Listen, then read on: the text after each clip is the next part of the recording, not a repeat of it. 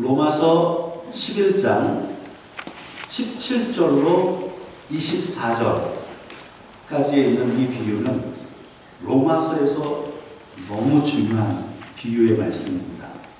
감람나무 비유이죠. 그래서 한번 여러분 따라하면 좋겠는데요. 감람나무 비유. 일주일간 묵상기도 하셨나요? 지난주에 감람나무를 제가 숙제도 한번 내드렸는데 이게 진짜가 가짜에 접붙이는 것이냐, 가짜가 진짜에 접붙이는 것이냐 공부 좀 하셨어요? 괜찮습니다. 한 분 감사합니다. 감람나무의 비유. 이것을 좀 더 구체적으로 표현하면 돌감람나무와 참감람나무의 비유라고 표현할 수 있습니다.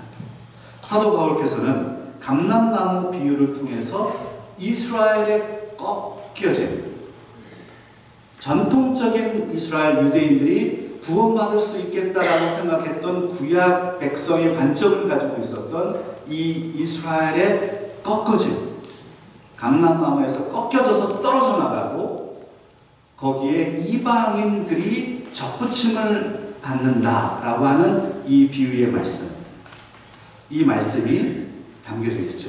그래서 17절부터 오늘은 본문이 21절입니다만 17절부터 24절까지가 하나의 큰 감람나무 비유인데요. 이스라엘의 꺾어짐, 이게 17절부터 22절까지에 있는 말씀이고, 그리고 다시 이스라엘이 접붙여짐에 대해서 22절부터 23절까지 23절, 24절에 나와 있습니다. 여러분, 접붙여진다라고 하는 것을 화면을 한번 다시 한번 볼까요? 감람나무는 외형은 참 볼품없어요. 그런데 너무 아름다운 성경의 하나님의 백성을 표현하는 나무예요. 물이 없는 사막 지역에 뿌리를 깊이 내려서 물을 빨아 먹으면서 그리고 이슬을 먹으면서 자라면서 오랜 세월을 삽니다. 수백 년, 때로는 수천 년을 살아가는 나무가 감람나무예요. 지난주에 살펴본 것처럼 예수님이 겟세마네 동산에서 기도할 때 그 기도할 때 그 주변에 있었던 나무, 감람나무 밑에서 예수님께서 기도하셨죠. 이 감람나무에 그 화면에는 접붙인다라고 하는 것이 저런 개념인데 제가 다시 물어볼 거예요. 다음 화면 한번 넘겨보실까요? 접붙인다라는 것은 어떤 가지를 어떤 나무에 이렇게 접붙이는 거잖아요. 갖다 붙이는 건데, 그러면 거기서 생명이 돋아서 싹이 나서 열매를 맺게 되는 거예요. 다음 화면 한번 보여주세요. 저런 개념입니다. 그러면 손으로 한번 표현해 볼까요? 한번 여러분들 일주일 동안 얼마나 공부를 하셨는지. 그러면 열매를 맺을 수 있는 그 진짜 생명력이 있는 그 가지를 가짜, 생명력이 없는, 죽은 거는 아닙니다만 여기다가 접붙인다라고 생각하시면 됩니다. 진짜를 가짜에다가 이렇게 표현을 제가 그렇게 쉽게 하는 겁니다. 진짜를 가짜에다 접붙인다. 손으로 한번 표현해 보시죠. 예, 지난주보다 좀 많아졌는데요. 여러분 공부하신 건가요? 예, 그리고 그러면 약간 죽은 거 있잖아요. 원래 열매를 맺지 못하는 이 가짜를 진짜의 나무에다가 이렇게 접붙인다. 이렇게 생각하시는 겁니다. 예, 지난주보다 상당히 많이 줄었는데요. 여러분들 컨닝 하신 거예요? 아니면 이게 진짜 공부하신 거예요? 원래 제 일주일 동안 또 공부를 하다 보니 이제 그 접목을 할 때는 진짜를 힘이 없는 곳에다가 접붙인다고 합니다. 이게 일반적인 농법이라고 합니다. 그래서 성경 이 본문을 해석하는 주해자들도 1세기의 농법도 오늘날의 농법과 다르지 않고, 그래서 원래 힘 있는 이 생명력 있는 줄기를 죽어가고 있는 힘이 없는 올드 감람나무에다가 젖을 붙인다는 거예요. 그러면 사람들이 생각을 한 거예요. 그럼 바울의 이 사상이 틀린 거 아니냐? 돌감람나무가 잘려져서 나무 가지가 이스라엘이 잘려나가고 돌감람나무가 여기 참감람나무에 접붙인다라고 얘기했지 않느냐. 그래서 제가 지난주에 이 부분을 얘기한 거죠. 원래는 참 정말 생명력 있는 그 나무가 이 가짜에 접붙이는 게 원래 기본적인 거지만, 그러나 그게 항상 그렇지는 않고, 생명력이 없는 나무를 생명력이 있는 줄기나 뿌리에다가 접붙일 때 이게 살아난다는 것, 이것을 이야기할 때 사도 바울은 그것을 몰라서 얘기하는 것이 아니라 바로 이방인들이 구원받은 게 너무나도 큰 놀라운 하나님의 특별한 은혜라는 사실을 설명하기 위해서 그 부분을 그렇게 표현했다. 이 정도 하면 이해가 될 것 같아요. 그래서 오늘 이 접붙임이라고 하는 이 특별한 사도 바울의 감람나무 이 비유 안에 하나님의 은혜가 담겨져 있고, 이 안에 이스라엘의 구원과 바로 이방인의 구원, 그리고 이스라엘의 떨어져 나감, 이방인의 떨어져 나감, 그리고 유대인들이 다시 돌아옴에 대한 신학적인 메시지가 이 감람나무 비유 안에 담겨져 있습니다. 그래서 로이드 존스 목사님은요, 이 감람나무 비유를 설명을 할 때 이런 표현을 했습니다. 17절, 로마서 11장 17절을 유대민족의 미래에 대한 관점에서 볼 때 이 진술보다 더 중요한 진술은 없다, 이렇게 표현했어요. 다시요, 로이드 존스 목사님이라고 우리 목사님들이 좋아하는 그 영국의 개혁주의 목사님이시죠. 이 로이드 존스 목사님이 로마서를 오랫동안 설교를 하셨어요. 저도 항상 설교를 준비를 할 때 많은 학자들의 책들을 참고합니다만 로이드 존스 목사님의 책을 참조합니다. 로이드 존스 목사님이 로마서 11장 17절에 있는 이 말씀을 주의하면서 이렇게 얘기했다고요. 유대민족의 미래에 대한 관점에서 볼 때 이 진술보다 더 중요한 진술은 없다. 로마서 11장 17절. 여러분 같이 읽어보겠습니다. 시작. 또한 같이 얼마가 꺾였는데 돌 감람나무인 내가 그들 중에 접붙임이 되어 참 감람나무 뿌리의 진액을 함께 받는 자가 되었은즉. 가지 얼마가, 이 감람나무, 유대인들이죠. 가지 얼마가 꺾여서 떨어져 나갔다는 거예요. 그런데 이 돌 감람나무, 야생 감람나무, 열매도 없는 이 야생 감람나무, 이방인들을 얘기하는 거예요. 이 돌 감람나무인 내가 그들 중에 접붙임이 되었어. 그러니까 반대죠. 원래는 참 감람나무가 돌 감람나무에 접붙여야 되는데 지금 표현을 보세요. 돌 감람나무가 참 감람나무에 접붙여져서 뿌리에 진액을 함께 받는 자가 되었다. 사도 바울이 의도적으로 바꾸죠. 순서를 농법을 어기면서 바꾸죠. 그 의미는 이방인들의 구원은 너무나도 놀라운 거라요. 원래는 이방인들이 구원받을 수 없는 사람들이라는 거, 구약의 관점에서. 그러나 돌 감람나무가 참 감람나무에 접목되어서 접붙인 것은 하나님의 은혜로 되는 거예요. 특별한 은혜가 아니면 불가능하다라는 것을 사도 바울께서 이 접붙임의 나무, 이 감람나무의 이 접붙임 비유를 통해서 설명해내는 것이죠. 그런데 로이드 존스 목사님이 얘기한 게 뭐냐면, 유대인들의 입장에서 보면 유대인들의 미래가 여기에 보이잖아요. 가지 얼마가 꺾였다라는 거예요. 유대인들은 항상 이렇게 생각했단 말이에요. 나는 유대민족이기 때문에 항상 구원받은 백성이라고 생각했단 말이죠. 나는 구원이 보장됐다고 생각해. 그러나 가지가 꺾일 거라는 거예요. 예수 그리스도를 믿지 않으면 가지가 꺾여나갑니다. 근데 유대인들은 율법을 지키면 구원을 받을 수 있다라고 항상 생각하기 때문에 자신들은 구원받은 백성이라고 생각해요. 그게 이 부분을 설명하는 거죠. 그 교만을 꺾어내는 거예요. 유대인들은 꺾어져 나갑니다. 거기 이방인들이 접붙여집니다. 그런데 오늘 이 로마서 11장 17절에는 유대인이 꺾여져 나가지만 나중에 유대인들이 회복될 것을 또 설명합니다. 그러면 이방인들은 돌감나무인 이 유대인들, 이방인들은 참 감람나무에 접붙여져서 구원받았으니까 이방인들이 자꾸 교만해진다는 거예요. 나는 구원받았다. 구원받았다.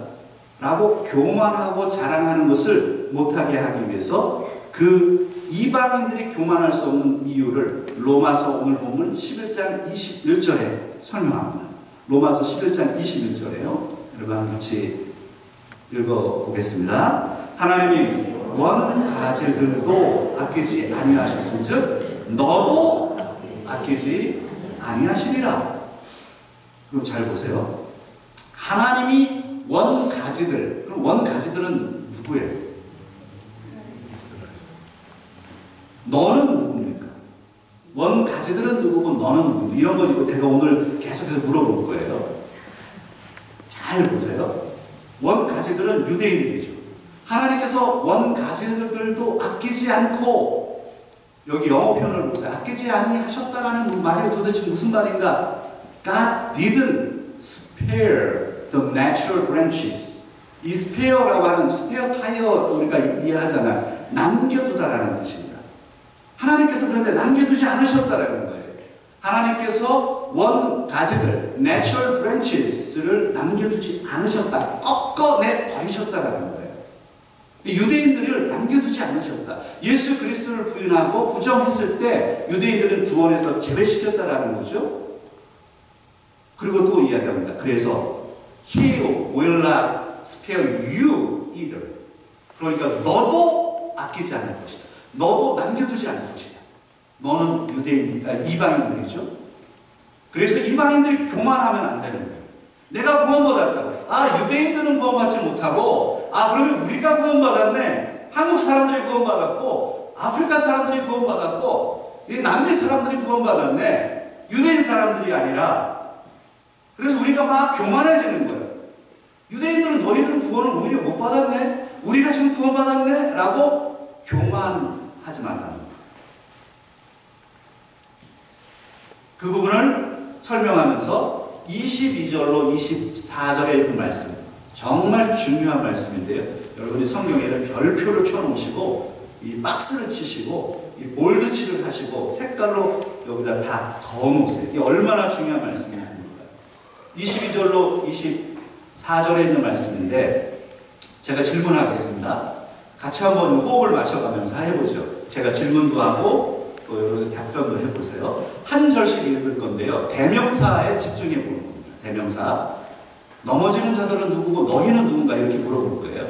로마서 11장 22절에 있는 말씀 같이 읽어보겠습니다. 시작. 그러므로 하나님의 인자하심과 준엄하심을 보라. 넘어지는 자들에게는 준엄하심이 있으니 너희가 만일 하나님의 인자하심에 머물러 있으면 그 인자가 너희에게 있으리라. 그렇지 않으면 너도 지킴바 되리라. 좋습니다. 자, 너는 누구입니까? 우리 또 이것도 확실하게 해보고 싶어 하는 마음이 있죠. 자, 이방인이다 라고 생각하시는 분들, 예, 아, 유대인이다. 예, 저는 틀린 대답을 좋아하죠. 그러면 넘어지는 자들은 누굴까요? 예, 그렇습니다. 넘어지는 자들은 유대인이고 너희는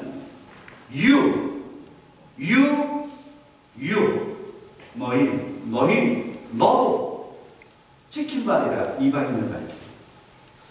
그러므로 하나님의 인자하심과 준엄하심을 보라. 넘어지는 자들 유대인들에게는 하나님의 준엄하심이 있으니 너희가 믿음을 자랑하고 구원을 자랑하고 있는 이방인 너희도 시킨 바 될 수 있다는 것을 기억하라.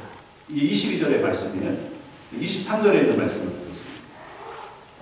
23절 같이 읽을까요? 그들도 믿지 아니하는데 머무르지 아니하면 접붙임을 받으리니 이는 그들을 접붙이실 능력이 하나님께 있습니다. 그러면 여기에 그들은 누굽니까? They, them. 자, 이방인이라고 생각하시는 분들 괜찮아요. 저는 틀린다고 좋아해요. 틀려도 아무 그렇지도 않아요. 자, 그러면 그들을 유대인이라, 나는 유대인이다, 그들이. 네. 여러분 좀 오늘 괜찮은 것 같아요, 상태가. 그들도 믿지 아니하는데 머무르지 아니하면 그들, 유대인들이 다시 돌아오면 접붙여질 거라는 거예요. 이는 유대인들, 그들을 접붙이실 능력이 누구에게 있다고요? 하나님께 있다는 거예요. 중요한 말씀. 이 부분은 제가 뒤에서 또 설명하니까요. 자, 24절에 있는 말씀을 보겠습니다. 24절 같이 읽겠습니다. 시작. 내가 원 돌 감람나무에서 지킴을 받고 본성을 거슬러 좋은 감람나무에 접붙임을 받았으니 원 가진 이 사람들이야 얼마나 더 자기 감람나무에 접붙이심을 받으랴. 그러면 다시 또 물어봅니다. 여기 내가 원 돌감람나무에서 여기서 원 돌감람나무는 누구를 의미합니까? 자, 유대인이다. 자, 이방인이다. 예, 그러면 원 가지인 이 사람들은 누굽니까? 그러면 이 원 가지라고 표현해서 유대인인 것 같죠? 예, 그렇습니다. 그러면 위에 있는 내가 원 돌감람나무에서 여기 원 돌감람나무는 누군가요? 이방인들이죠. 이방인들이 내가 원 돌감람나무에서 찍힘을 받고 본성을 거스렸대. 그래서 원래 이걸 할 수가 없는 거예요. 본성을 거스린 거예요. 찍혀서 사라져야 되는 거예요. 살 수가 없는 겁니다. 나무에서 찍혔으니까 살 수가 없는 거예요. 그런데 본성을 거슬러. 이건 누가 하는 거예요? 하나님께서 하시는 거예요. 본성을 거슬러 좋은 감람나무는 이방인과 유대인들의 구원받은 하나님의 백성을 얘기합니다. 참 감람나무를 얘기하는 거죠. 참 감람나무에 이방인들이 접붙임을 받았으니 그 다음에 보세요. 원 가지인 이 사람들이야 얼마나 더 자기 감람나무에 접붙이심을 받을 수 있겠느냐. 이 원 가지인 이 사람들은 유대인들이죠. 그래서 유대인들도 돌아올 거라는 얘기를 합니다. 지금 여러분들이 지금 가자와 이스라엘의 전쟁이 있었고 우리는 이스라엘이라고 하는 이 나라를 멀리 떨어져 있습니다. 지금 미국에서 가려면 많은 시간이 걸립니다. 이 이스라엘이라고 하는 땅을 우리는 계속 뉴스를 듣습니다. 최근에 가자와 이스라엘의 전쟁이 끝났습니다. 그 작은 나라, 한국의 전라남북도 정도 되는 작은 나라, 그럼에도 불구하고 지금도 역사의 중심 속에 있는 이 이스라엘의 그 유대인들, 핍박과 박해 속에서 이들은 2000년 전에 전 세계로 디아스포라로 뻗어서 나가서 유럽에 뿌리를 내리고 지금 미국에 뿌리를 내리고 지금 미국 안에서도 강력한 힘을 자랑하고 있는 유대인들. 그래서 뉴욕에 뉴저지에 월스트리트에서 일하는 그 돈 많은 사람들, 상위 1%의 그래서 미국의 경제를 움직이는 민족이 유대인이라고 우리는 알고 있습니다. 그런데 이 사람들을 우리는 잘 모른단 말이죠. 우리가 알고 있는 이 유대인들은 예수 그리스도를 받아들이지 않습니다. 예수 그리스도를 구주와 주님으로 받아들이지 않습니다.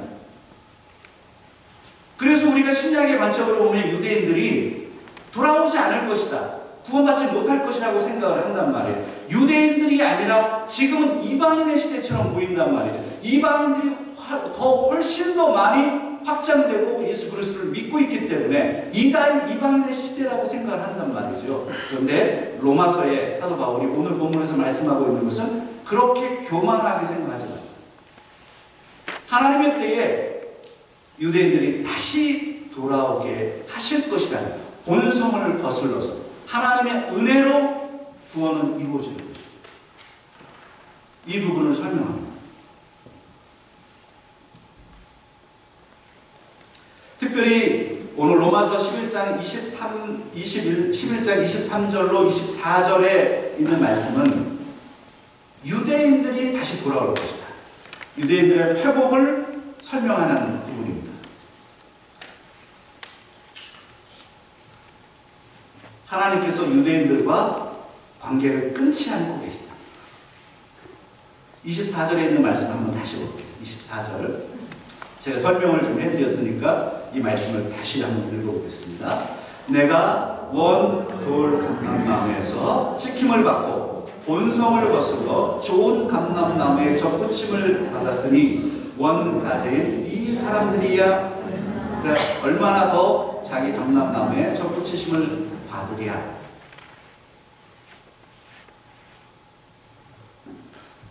23절에 있는 말씀에 보면 23절에 그 앞에 23절을 한번 보여주세요. 23절을 한번 다시 읽어볼까요?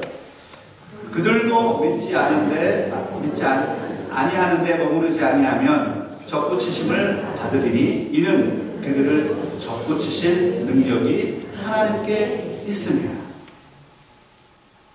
여기에 유대인들이 떨어져 나갔는데 그 사이에 이방인들이 접붙여지고 이 이방인들의 때가 처럼 보이는 어마어마한 복음의 증거와 확장이 있지만 하나님의 때가 되어서 이방인들이 다시 돌아올 때가 있을 겁니다.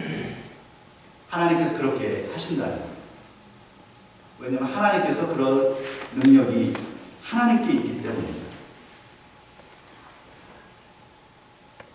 이렇게 한번 좀 따라하면 어떨까요? 제가 하나님이 어떤 분이시냐라고 하는 부분을 이 11장 23절에서 발견합니다. 접붙이실 능력이, 한번 따라하겠습니다. 접붙이실 능력이 하나님께 있다. 다시요. 접붙이실 능력이 하나님께 있다. 다른 말로 표현하면 구원의 능력이 하나님께 있다. 사실 우리가 구원받은 걸 생각해 보세요. 우리는 원래 구원받을 수 없는 존재예요. 저와 여러분이 뭐가 대단해서 구원받습니까? 원래 이방인들은 구원받을 수 없는 존재예요. 하나님께서 죄 많은 우리를 예수 그리스도를 이 땅에 보내심으로 말미암아 자신의 아들을 이 땅에 보내셔서 십자가에 달려서 죽게 하시고 그 피로 인해서 죄를 용서하심으로 인해서 우리가 구원받았잖아요. 우리가 뭐 잘나서 구원받았나요? 그게 아니에요. 하나님께서 하나님의 능력으로 우리를 구원하신 거죠. 우리는 접붙여진 거예요. 아니 유대인들도 접붙여진 거예요. 유다인들이 교만했어요. 떨어져 나갑니다. 이방인들이 다시 접붙여졌어요. 이방인이 교만합니다. 이방인도 떨어져 나갈 수 있습니다.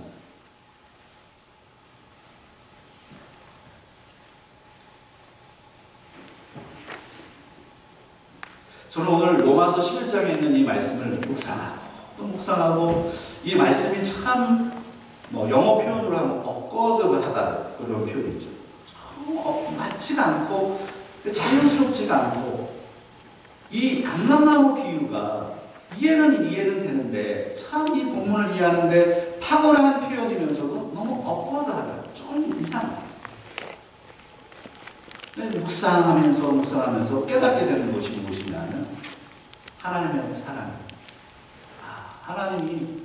하나님께서 우리를 사랑하는 게 바로 이런 거구나. 하나님께서 이방인을 사랑하고 하나님께서 저와 여러분을 사랑하고 130년 전에 아무도 알아주지 않았던 조선이라고 하는 조그만 나라에 하나님께서 미국의 선교사들을 파송해서 지금 우리가 예수 그리스도를 이렇게 잘 믿고 있잖아요. 하나님의 은혜가 대단합니다. 하나님의 영적으로 접붙여 주시고 불러주시고 끌어안아 주시고 사랑해 주시는 모습을 이 안에서 발견합니다.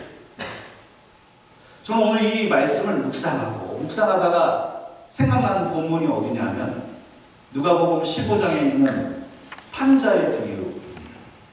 우리가 잘 알고 있는 비유죠. 한 아버지가 있었잖아요. 거기에 두 아들이 있습니다. 근데 둘째 아들이 원래 아버지가 살아계실 때 유산을 받지 못하는 건데 유산을 달라고 해서 유산을 받아가지고 먼 나라에 가서 허랑방탕하고 그렇게 생활을 하다가 그 모든 재산을 탕진했습니다. 돈이 하나도 없고 먹고는 살아야 되겠고 돼지를 키우는 우리에서 돼지가 먹는 쥐염 열매를 먹으면서 아버지를 생각하게 되죠. 그곳에서 회개를 합니다. 아, 내가 창피해서 체면불구하고, 그러나 창피해서 갈 수는 없으나 체면불구하고 아버지께 돌아가야 돼요. 아버지는 나를 아시고 나를 받아주시겠지라고 하는 생각을 갖게 되고 아버지께 거지의 모습으로 돌아가는 거예요. 근데 아버지의 모습을 보세요. 아버지는 항상 아들이 돌아올 것을 염려하고 기다리고 계셨죠. 이날도 아버지는 저 멀리 누가 돌아올 것을 바라보면서, 자기 아들이 돌아올 것을 바라보면서 오늘 올래나 내일 올래나 바라보는 그 순간에 거짓골이 되어 있지만 자신의 막내 아이가 돌아오는 것을 보고 그 아버지는 맨발로 달려나가서 그 아이를 끌어안았습니다. 렘브란트가 그린 그림을 한번 보시죠. 렘브란트가 그린 이 돌아온 탕자의 비유에 보면 하나님의 사랑을 너무나도 잘 표현해낸 그림 아닐까요? 거짓골로 완전히 아버지 제가 잘못했어요. 근데 아버지가 야단치지 않으시고 그 아들을 끌어안는 모습, 하나님의 사랑의 모습 아닙니까? 하나님 우리를 사랑하시는 그렇게. 오늘 우리는 어떻습니까?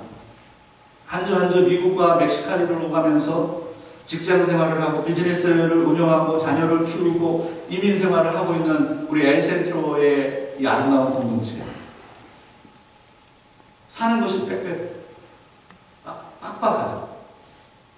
힘들죠. 세상적인 생각과 가치관에 우리는 흔들립니다. 주일날 하나님께 찾아와서 예배드리는 자리가 너무너무 그래서 소중해요. 그런데 여러분들이 왔을 때 하나님께서 어떻게 하실까요? 야, 이놈아, 너 일주일 만에 와가지고 이 예배 시간에 또 졸고 있네? 너 딴 생각하고 있지? 이렇게 얘기하시나요, 하나님께서? 그게 아니라 너 고생했다. 얼마나 힘들었니? 너 한 주간 참 고생했어. 하나님께서 우리에게 그렇게 말씀하시더라고요. 저는 여러분에게 그렇게 표현하지 못할 때가 많지만 우리 하나님께서는 우리의 연약함을 너무나도 잘 아시고 우리를 끌어안으시고 사랑한다고 표현하시고 우리를 그렇게 안아주시는 하나님, 우리가 믿는 하나님이 그런 하나님 아니신가요? 아, 이럴 때 아멘도 해야 되는데. 우리 앞뒤 좌우에 계신 분들 한번 인사합시다. 하나님은 이렇게 나를 사랑하십니다. 여러분 믿으십니까? 네. 그래요. 하나님이 누구십니까? 예배 시간에 와서 발견해야 될 것은 누구시냐? 예배 시간에 하나님을 만나시죠. 근데 이 하나님은 어떤 분이시냐? 나를 심판하고 야단치고 몰아제끼고 그런 하나님이 아니고 나를 접붙여 주시고 또 접붙여 주시고 또 용서하시고 또 끌어안으시는 하나님. 나의 모습을 보세요. 내가 얼마나 인간적이고 또 죄가 많아요. 우리는 불평하고 하나님 앞에 하나님 내가 왜 엘센트레에 와가지고 이렇게 고생하기 뜨겁고 요즘 이렇게 추운 이 엘센트레에 와가지고 아니 요즘 왜 이렇게 추워요? 막 불평을 합니다. 하나님께서 우리를 그렇게 불평하는 거예요. 너 예배 시간에 그 자세가 뭐냐? 헤어스타일은 그게 뭐냐? 하나님 우리에게 그렇게 야단치시나요? 그래서 오늘 이 본문을 묵상하면서 여러분과 나누고 싶은 적용점이 있어요. 그게 무엇이냐면 하나님의 인자하심과 준엄하심을 숙고하라 라는 것입니다. 한번 따라하겠습니다. 하나님의 인자하심과 준엄하심을 숙고하라. 여기에 consider라고 하는 단어를 썼죠. 근데 이거 성경에는 보라라고 표현했습니다. 그러나 consider라고 하는 단어가 훨씬 좋은 단어 같아요. 하나님의 인자하심과 준엄하심을 숙고하라. 로마서 11장 22절에 있는 말씀이에요. 같이 한번 읽어보겠습니다. 그러므로 하나님의 인자하심과 준엄하심을 넘어지는 자들에게는 준엄하심이 있으니 너희가 만일 하나님의 인자하심에 머물러 있으면 그 인자가 너희에게 있으리라. 그렇지 않으면 너도 지키는 바 되리라. 하나님의 인자하심과 준엄하심을 보라. 하나님의 인자하심, 준엄하심을 숙고하라. 여기서 인자하심이라고 하는 것은 하나님의 구원과 관련된 단어입니다. 하나님의 준엄하심은 하나님의 심판과 관련된 말씀입니다. 하나님의 구원과 하나님의 심판을 숙고하라. 그래서 로이드 존스 목사님이 이 부분을 설명할 때 기가 막힌 말씀을 했는데요. 이 하나님의 준엄하심과 인자하심을 숙고하라라고 하는 것은 바로 하나님에 대한 지식의 중요성을 얘기하는 것이다. 이렇게 표현했습니다. 이게 무슨 의미냐? 좀 제가 풀어드릴게요. 근데 오늘 이 본문에 보면 일단 이 본문이 어렵잖아요. 그래서 많은 사람들이 이 로마서 11장 22절에 있는 이 말씀 가지고 문제를 제기를 했습니다. 어떤 문제냐면 유대인들이 넘어지고 꺾여서 나가고 이방인이 접붙여지고 그리고 이 이방인도 또 찍혀서 나가고 이렇다면 그러면 원래 하나님이 말씀하시는 성경의 교리가 이거 잘못된 거 아니냐? 그 잘못이 뭐냐면 사람들이 구원을 받았다가 어떻게 구원을 잃어버릴 수가 있느냐? 우리가 얘기하지 않느냐고. 성도의 견인교회가 있지 않느냐고. 한 번 구원받은 사람은 영원히 구원받는다면서요. 그럼 이 교리를 지금 뒤에 없는 말씀 아니냐고. 지금 이 신학자들이 로마서 11장 22절을 가지고 이렇게 문제를 제기합니다. 그렇게 생각할 수가 있을 것 같아요. 이 본문을 보면 유대인들이 구원받았다고 했는데 왜 잘려나가고 이방인들이 들어왔다가 또 이방인들은 왜 잘려나가고 그러면 하나님의 구원을 받았다가 말았다가 이렇게 되는 거냐고. 그러니까 성도의 견인 교리가 이게 엉망이 되는 거 아니냐 이런 문제 제기를 했어요. 그럴 수 있을 것 같아요. 이 본문을 해석을 할 때. 그러나 이 본문은 그것을 얘기합니다. 지금 오늘 이 본문은 로마서 8장 성도의 견인 교리는 로마서 8장 33절부터 39절에 나와 있어요. 성도의 견인 교리는 이 로마서 11장에 있는 이 교리는 무엇이냐면 성도의 견인 교리를 의미하는 것이 아니라 하나님의 백성들이 하나님에게 어떻게 붙어 있어야 되는지를 설명하는 것입니다. 지속적인 신앙이 필요하다는 것을 보여주는 것입니다. 그러므로 하나님의 인자하심과 준엄하심을 숙고하라. 로마서를 오랫동안 설교한 이 로이드 존스 목사님이 이 부분을 하나님을 아는 지식의 필요성을 설명하는 것이다. 이렇게 표현했는데 저는 탁월한 표현이라고 생각해요. 크리스천들이 하나님을 아는 지식이 부족하다는 거예요. 하나님의 인자하심을 이해를 못하는 거예요. 하나님의 준엄하심을 이해를 못하는 거예요. 우리는 하나님을 믿는다고 생각하지만 사실은 하나님이 얼마나 인자하신 분이신지, 얼마나 엄격하신 분이신지, 얼마나 준엄하신 분이신지를 이해를 못한다는 거예요. 그래서 디모데후서 1장 19절에 있는 말씀을 여러분에게 좀 소개하고 싶어요. 지속적인 신앙의 필요성에 대해서 제가 좀 얘기하는 겁니다. 디모데후서 1장 19절 같이 한번 읽겠습니다. 믿음과 착한 양심을 가지라. 어떤 이들은 이 양심을 버렸고 그 믿음에 관하여는 파선하였느니라. 믿음에 관해서 어떻게 됐다고요? 파선했대요. 믿음에서 떨어져 나갔다. 그래서 믿음과 착한 양심을 가지고 있어야 되는데 어떤 사람들은 믿음에서 떨어져 나갔더라는 거예요.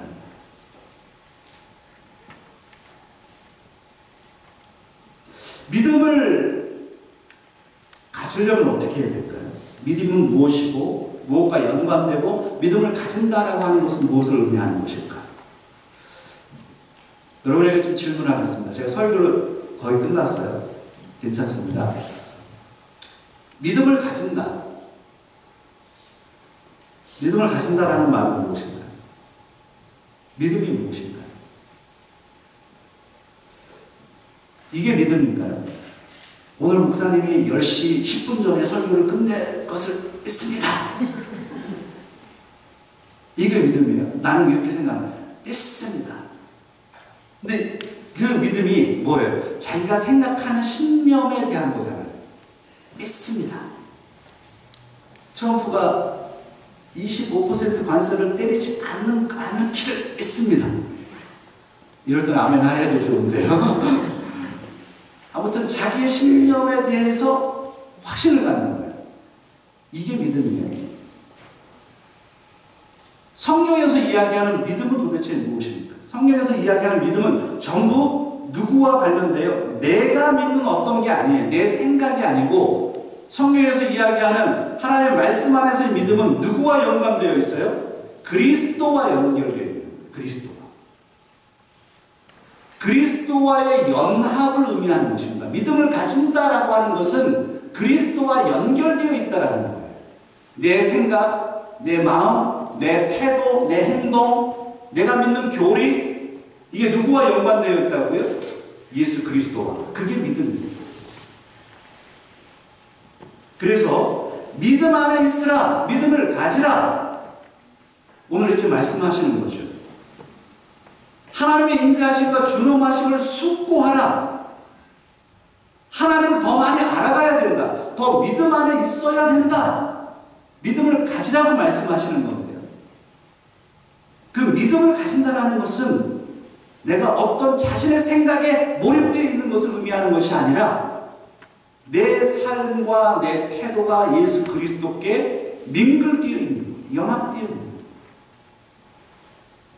그래서 요한복음 15장 4절로 5절에 있는 말씀 제가 소개하고 설교를 정리하겠습니다. 요한복음 15장 4절로 5절에 있는 말씀 같이 읽겠습니다. 시작. 내 안에 거하라. 나도 너희 안에 거하리라. 가지가 포도나무에 붙어 있지 아니하면 스스로 열매를 맺을 수 없음같이 너희도 내 안에 있지 아니하면 그러하리라. 나는 포도나무요 너희는 가지라. 그가 내 안에 내가 그 안에 거하면 사람이 열매를 많이 맺나니 나를 떠나서는 너희가 아무것도 할 수 없습니다. 예수님께서 정말 유명한 비유를 설명하셨어요. 포도나무와 가지 비유.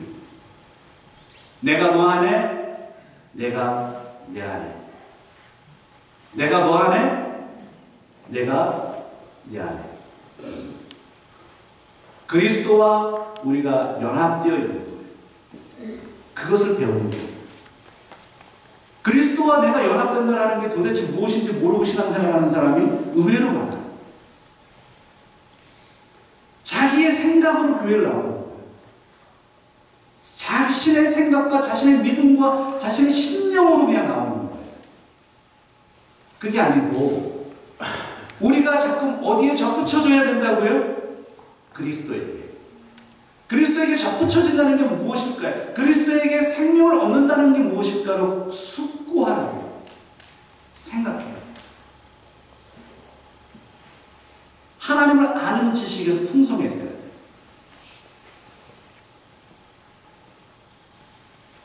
그래서 오늘 우리 엘센트로 한인교회 우리 아름다운 공동체 여러분에게 오늘 이 메시지 감람나무의 비유가 유대인들, 이방인들의 이야기, 나와 거리가 먼 문제가 아니라 포도나무와 가지의 비유와 맞물려 있는 거예요.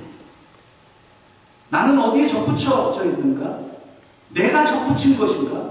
하나님께서 접붙여 주신 것인가? 그러면 나는 자랑할 것이 없고 하나님의 은혜 안에 살아야 되는데 하나님의 은혜 안에 산다는 게 도대체 무엇이고 믿음 안에 있다는 것이 무엇인지를 숙고하라. 그렇게 여러분들이 생각과 태도와 마음과 교리를 하나님께 일치하면서 승리하는 삶을 살아가게 되시기를 주의 이름으로 부탁드립니다. 기도하겠습니다.